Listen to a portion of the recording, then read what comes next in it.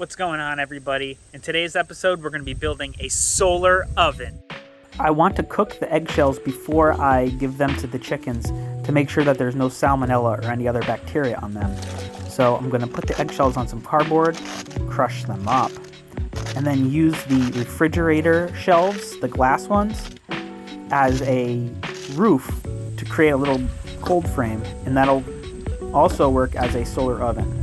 So when the sun bakes the air, it'll kill the bacteria. Now, the reason I want to give these chickens shells is because they've been producing eggs.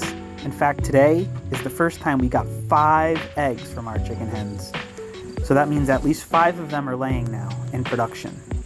So we're going to want to make sure we supplement our calcium feed by giving them eggshells back to them. And these ones have been cooked up, so they'll be perfect.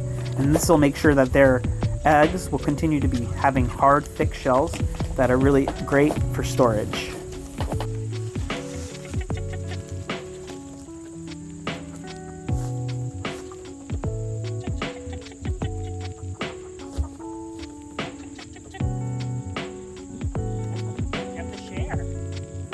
I make sure they all get some, so I go track them all down and pick them up and bring them over so that they can find out that there's calcium here for them.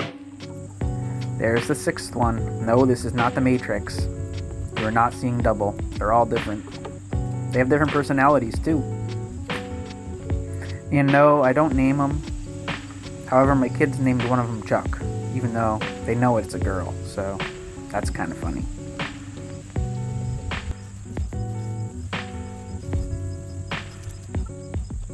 Yeah, and I just scooped up the last of it and just tossed it in their feed. Some people on the internet say not to do that, but I don't see what difference it would make. So I'm going to let them eat it that way.